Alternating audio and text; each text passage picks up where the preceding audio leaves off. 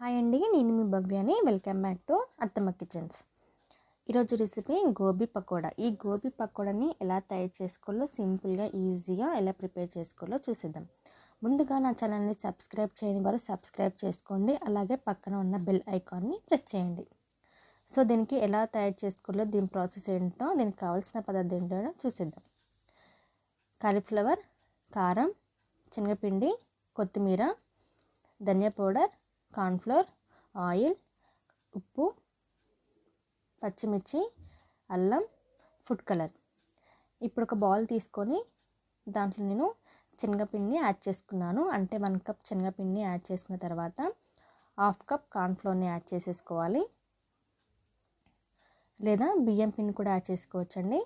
So నేను కారంని add చేసుకున్నాను. 2 table spoon కారం, పచ్చిమిర్చిని యాడ్ చేసుకున్నాను. ఇలా పచ్చిమిర్చి వేసినప్పుడు కారం కూడా వేసేసుకోండి. కొత్తిమీరని యాడ్ చేసేసుకోవాలి. ఇప్పుడు 1 టేబుల్ స్పూన్ అల్లంని యాడ్ చేసేసుకుందాం. ఇప్పుడు ధనియా పౌడర్ని యాడ్ చేసుకున్నానండి. ధనియా పౌడర్ బదులు గరం మసాలా కూడా యాడ్ చేసేసుకోవచ్చు. 1 టేబుల్ స్పూన్, 2 టేబుల్ స్పూన్ అంటే రుచికి సరిపడా ఉప్పుని యాడ్ చేసేసుకోవాలి. 2 టేబుల్ స్పూన్ ఉప్పుని యాడ్ చేసుకున్న తర్వాత ఇప్పుడు నేను కొద్దిగంత ఫుడ్ కలర్ని యాడ్ చేసేసుకోవాలి. ఇలా ఫుడ్ కలర్ని యాడ్ చేసుకున్న తర్వాత ఈ మొత్తం కలిసే విధంగా పిండిని ఇలా కలుపుకోండి. ఇలా కలుపుకున్న తర్వాత నేను ముందుగానే ఉడకపెట్టుకున్నానండి. దీన్ని కాలీఫ్లవర్ని ఇలా ముందుగానే ఉడకపెట్టేసుకున్నాను వాటర్లో.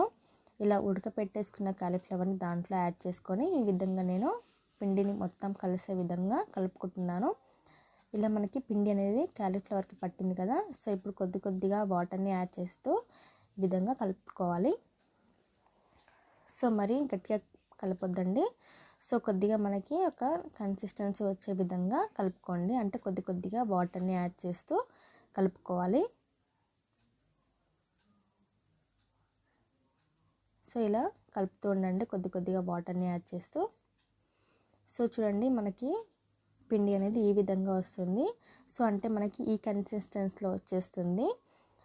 సో ఇలా మరీ పల్చ కాకుండా మరీ గట్టిగా కాకుండా ఈ విధంగా వచ్చేస్తుంటే మనకి పకోడీ అనేది పర్ఫెక్ట్గా వస్తుంది.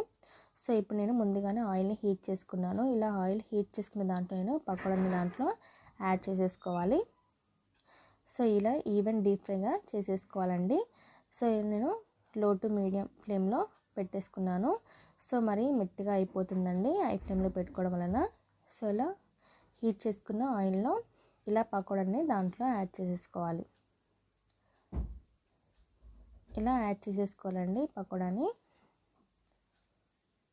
ఇలా కొద్దిగా పకోడా మునిగేంత వరకు ఆయిల్ని యాడ్ చేసేసుకోవాలి.